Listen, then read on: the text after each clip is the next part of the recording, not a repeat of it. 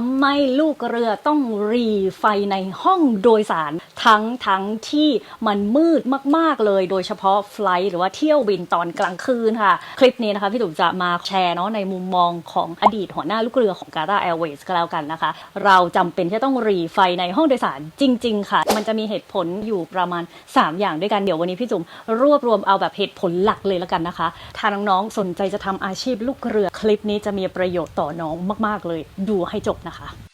Good morning, ladies and gentlemen. Welcome on board Qatar Airways flight QR966.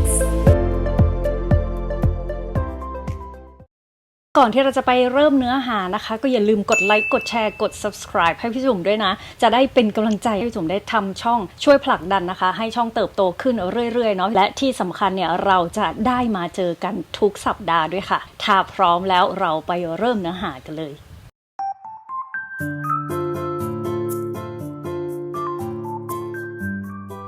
แน่นอนค่ะเหตุผลแรกเลยเนี่ยก็คือเหตุผลด้านความปลอดภัยนั่นเองค่ะมันเกี่ยวกันยังไงคะทำไมการหรี่ไฟตอนกลางคืนเนี่ยมันไปเกี่ยวข้องอะไรกับความปลอดภัยเพราะว่ายิ่งมืดยิ่งถ้าเรามองอะไรไม่เห็นนะคะเกิดถ้ามีเหตุฉุกเฉินเหตุร้ายเหตุด่วนอะไรอย่างเงี้ยเราก็จะยิ่งแบบไม่เห็นเลยจัดการยากหรือเปล่าอะไรแบบนี้นะคะซึ่งจริงๆแล้วในมุมของสายการบินนะคะหรือว่าตัวลูกเรือเองเนี่ยไม่ใช่อย่างนั้นนะคะการที่เราจะต้องหรี่ไฟให้มืดที่สุดนะคะในช่วงเวลากลางคืนเป็นเพราะว่าเราต้องการให้สายตาค่ะของเราเองนะคะแล้วก็ของผู้โดยสารเนี่ยคุ้นชินกับตอนกลางคืนเพราะถ้ามันถึงเวลาที่เกิดสถานการณ์ฉุกเฉินขึ้นมาจริงๆมันจะมีตัวไฟทางออกฉุกเฉินค่ะที่มันเป็น light guiding path ให้เราอะค่ะเป็นแบบไฟที่ชี้ทางนำทางให้เราไปสู่ประตูทางออกฉุกเฉินได้ซึ่งถ้าเราเปิดไฟแบบสว่างจ้าทั้งไฟล์เลยใช่ไหมแล้วถ้าเกิดสถานการณ์ที่แบบข้างนอกมันมืดอะค่ะถ้าเกิดว่าอะไรแบบฉุกเฉินขึ้นมาแบบเนี้ยแสงไฟในห้องโดยสารมันก็จะกลบไฟนะคะบนเครื่องบินที่มันจะต้องส่องให้เราเห็นทางออกฉุกเฉินก็เลยเป็นสาเหตุค่ะที่เราจะต้องหรี่ไฟให้มืดที่สุดค่ะเวลาที่เราจะเปิดไฟสว่างเนี่ยจะเป็นช่วงทำเซอร์วิสตอนเสิร์ฟอาหารเท่านั้นและหลังจากนั้นเนี่ยเราก็จะหรี่ไฟลงเพื่อทำให้สภาพแวดล้อมมันมืดที่สุดแล้วมันก็ใกล้เคียงกับธรรมชาติมากที่สุดร่างกายเราจะได้ปรับตัวรอสถานการณ์ฉุกเฉินได้ง่ายขึ้น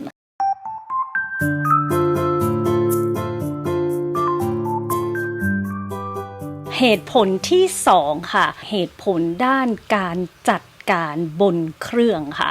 มันเกี่ยวยังไงนะคะคือตอนที่พี่จุ๋มทำไฟล์เนาะมันจะมีหลายๆครั้งเลยค่ะที่เราจะต้องทำงานกับอุปกรณ์อิเล็กทรอนิกส์นะคะที่มันจะมีแบบพวกแบบพาเนลต่างๆอ่ะเราเคยเห็นไหมเวลาเราขึ้นเครื่องบินนะคะพวกพี่ซุปนะคะหรือว่าเพอร์เซอร์ค่ะเขาก็จะมีแบบไปกดตรงไอตัวหน้าจอค่ะเพื่อที่จะแบบควบคุม temperature บ้างนะคะควบคุมไฟควบคุมเสียงควบคุมตัว video safety demonstration นะมันมีแบบสิ่งหลายอย่างเลยที่เราจะต้องแบบทำงานกับพาเนลตรงนั้นนะคะและส่วนใหญ่นะคะมันจะมีไฟเป็นสัญญาณในการบอกเปิดปิดอะไรแบบนี้ค่ะถ้าสมมุติว่าแสงมันจ้ามากๆอะค่ะบางครั้งเนี่ยเราจะไม่เห็นไฟ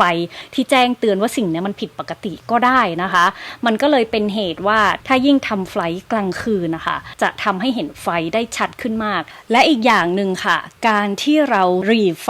ลงในตอนกลางคืนค่ะจะส่งผลให้อุณหภูมิห้องโดยสารมันต่ำลงด้วยนะคะอากาศมันก็มักจะเย็นลงมันก็จะทำให้เป็นสภาพแวดล้อมที่สบายไม่อึดอัดพอผู้โดยสารรู้สึกสบายค่ะมันก็ง่ายต่อลูกเรืออย่างพี่จุ๋มเนี่ยมันจะมีปัญหาแบบน้อยมากๆเลยเพราะว่าผู้โดยสารก็จะนอนรู้สึกสบายนะคะตรงเนี้ยมันก็จะทำให้การบริหารจัดการไฟลท์ของเราเป็นไปได้ง่ายขึ้นด้วย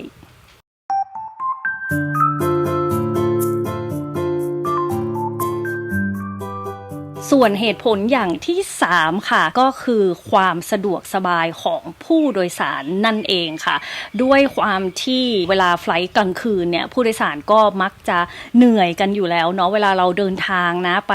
ไฟลท์แบบดึกๆอะไรอย่างเงี้ยค่ะเราก็จะเหนื่อยจากชีวิตประจำวันเรามาอยู่แล้วนะคะพอมาขึ้นเครื่องค่ะก็รู้สึกว่าอยากจะพักผ่อนให้เต็มที่เนาะทีนี้ค่ะการที่เราเปิดไฟสว่างจ้าในแคบินเนี่ยก็จะทำให้ผู้โดยสารแบบหลายคนนะนอนไม่หลับนะคะก็ไปรบกวนการนอนนั่นเองเนาะแล้วพอรบกวนการนอนค่ะผู้โดยสารก็จะไม่แฮปปี้ได้นะคะก็อาจจะหาเรื่องราวมาคอมเพลนลูกเรือนะหรือว่าอาจจะแบบหงุดหงิดอะพอหงุดหงิดปุ๊บก็ไม่รู้จะลงที่ไหนถูกไหมก็มาลงที่ลูกเรือเองนี่แหละค่ะก็เลยเป็นอีกหนึ่งเหตุผลนะคะว่าการหรี่ไฟลงเนี่ยทำให้ผู้โดยสารเนี่ยพักผ่อนได้ดีขึ้นมากๆแล้วก็จะช่วยให้ผู้โดยสารไม่เกิดอาการเจ็ตแลกด้วยเพราะว่าเวลาอยู่บนไฟลท์เนี่ยเขาได้นอนเต็มที่แล้วนั่นเอง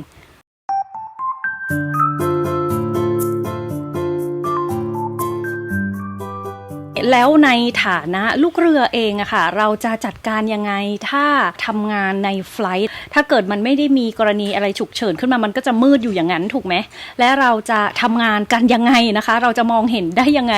ตรงนี้เนี่ยค่ะสายการบินของพี่จุ๋มนะเขาก็จะขอให้เราพกค่ะเป็นแบบไฟฉายอันเล็กๆนะคะประมาณแบบแค่นี้เองอันแบบเล็กๆนะคะที่เราสามารถใส่ในกระเป๋าพกไว้ได้ค่ะลูกเรือนะคะหลายๆคนเลยก็จะถือไฟฉายนะคะส่องตอนเดินไปเดินมานั่นแหละค่ะแต่การทำไฟลท์กลางคืนนะคะมันก็ไม่ใช่ว่าจะมืดทั้งหมดทั่วลำนะคะไฟที่จะต้องเปิดให้สว่างตลอดเวลาเนี่ยก็จะเป็นในโซนของแกลลี่ค่ะแกลลี่ก็คือครัวของเครื่องบินอยู่ด้านหัวของเครื่องบินแล้วก็อยู่ด้านท้ายเครื่องบินนะคะซึ่งโซนนั้นแหละค่ะจะเป็นโซนที่เราจะต้องเปิดไฟไว้ตลอดเวลานะคะหรือถ้าเราจะหรี่ไฟลงเนี่ยก็จะหรี่ให้ยังมีแสงพอที่เราจะเห็นแล้วก็ทำงานในครัวได้นะคะทีนี้เนี่ยในระหว่างไฟลท์ค่ะอย่างหนึ่งเลยที่ลูกเรือเนี่ยจะต้องทำตลอดเลยนะคะก็คือการเดินตรวจตราเคบินอย่างสม่ำเสมอค่ะหลายๆคนเนี่ยอาจจะหลอนนะตอนกลางคืนหรือว่าบางคนค่ะอาจจะกลัวผู้โดยสารรอบข้างนะคะอาจจะเกิดอาการแบบแพ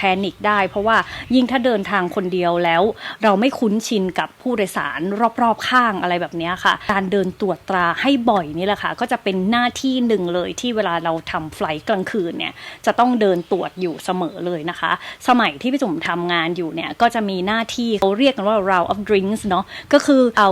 drinks นะคะใส่ถาดแล้วก็เดินไปทั่วแคบินเลยเพื่อที่จะไปแจกผู้โดยสารบ้างถ้าใครตื่นอยู่นะคะซึ่งจริงๆแล้วอ่ะมันไม่ใช่การเสิร์ฟน้ำให้กับผู้โดยสารอย่างเดียวค่ะแต่ว่ามันเป็นการตรวจตราห้องโดยสารของลูกเรือไปในตัวนั่นเอง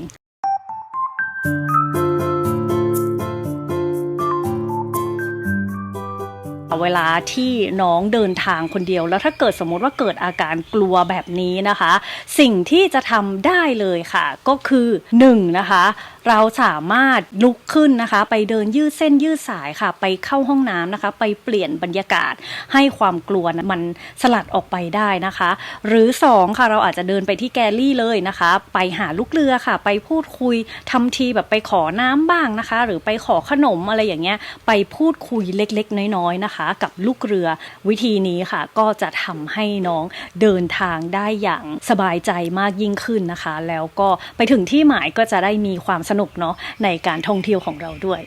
เป็นยังไงกันบ้างคะเหตุผลที่ได้ฟังมามันเหมือนอย่างที่เราแบบเคยคิดไว้ในใจหรือเปล่านะคะคอมเมนต์มาบอกพี่จุ๋มนะหรือถ้าใครนะคะรู้สึกว่าโอ้มันเป็นเหตุผลแบบนี้เหรอเราไม่เคยรู้มาก่อนเลยก็มาพูดคุยกับพี่จุ๋มได้เช่นเดียวกันและถ้าน้องๆนะคะสนใจที่จะเป็นลูกเรืออย่างจริงจังนะพี่จุ๋มมีเทรนนิ่งโปรแกรมด้วยนะคะชื่อว่า Airline Ambassador Blueprint ค่ะเป็นคอร์สออนไลน์ค่ะที่พี่จุ๋มสร้างขึ้นมาเพื่อที่จะทำให้น้องเนี่ยเปลี่ยนตัวเองจากคนธรรมดาเนี่ยค่ะไปเป็นลูกเรือได้จากข้างในเลยนะถ้าน้องๆสนใจนะคะสามารถไปดูรายละเอียดได้เลยที่ลิงก์ใน description หรือว่าจะสแกน QR code ตรงนี้ก็ได้ค่ะวันนี้นะคะไปแล้วนะหวังว่าเนื้อหาจะเป็นประโยชน์ต่อน้องๆนะคะคลิปหน้าพี่จุ๋มจะมาแชร์เรื่องอะไรนะคะก็อย่าลืมกดกระดิ่งไว้นะจ๊ะจะได้แจ้งเตือนนะเวลาพี่จุ๋มลงคลิปใหม่ๆค่ะวันนี้ไปแล้วนะคะเจอกันคลิปหน้าGood morning, ladies and gentlemen. Welcome on board Qatar Airways Flight Q